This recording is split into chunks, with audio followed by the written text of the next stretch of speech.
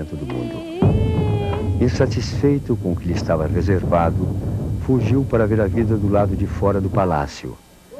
Lá ele descobriu que os homens ainda não tinham escapado do sofrimento e da morte.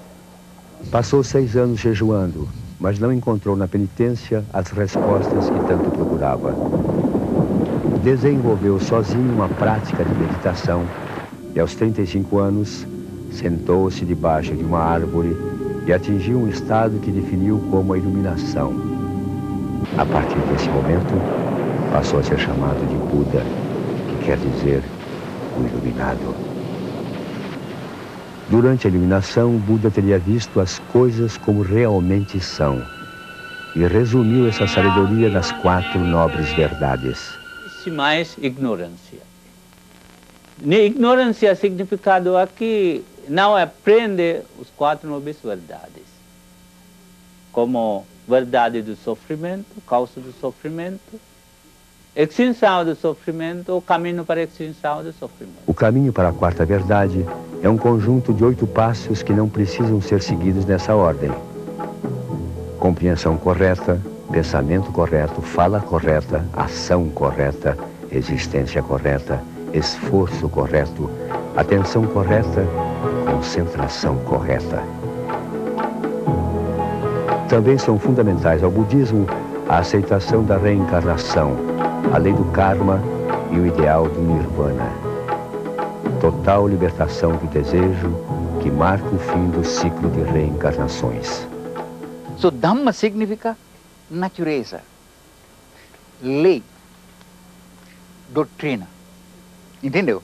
Então, quando você fala Buda Dhamma, a lei da Buda, lei do budismo, ou doutrina do budismo. Karma, como Buda explicou, é ação que dá reação. Lei da causalidade. Os budistas partilham a mesma concepção do cosmo das outras religiões indianas. O cosmo não é permanente nem criado. Os deuses não são permanentes e muito menos eternos. Também estão sujeitos ao renascimento e precisam buscar a iluminação. O budismo centra tudo num só desses elementos. Ele é somente uma disciplina da alma humana. Se perguntar a doutrina budista, mas como é o cosmos? Ele não te diz nada. Como organizar a sociedade? Também não te diz. E o que é Deus no infinito? Também não te diz. Ele é apenas a disciplina da alma. Se você segue a disciplina, você descobrirá os outros 3 itens. Daí o caráter profundamente misterioso e enigmático do budismo. Tá certo? É importante ver que no budismo não quer dizer que não haja nenhuma doutrina, nenhum conhecimento sobre o absoluto, o cosmos e a sociedade. Claro que há, tá certo? Mas ele não é expresso formalmente.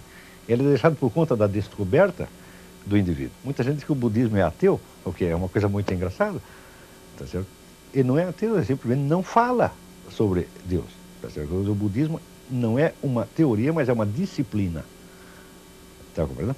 Quer dizer, tem um sentido eminentemente prático. E tudo que nós chamamos de doutrina budista, na verdade, não é propriamente uma doutrina, mas é um guiamento prático da alma, que, se for realizado, o praticante chegará a ter as respostas que deseja sobre os demais itens. A invasão muçulmana na Índia no século XI levou o budismo para o sudeste asiático, onde ficou conhecido como budismo Theravada. Uma outra forma de budismo, chamada Mahayana, ou grande veículo, espalhou-se pela China, Japão e Tibete. O budismo floresceu na China durante a Idade Média e até hoje exerce forte influência religiosa e cultural.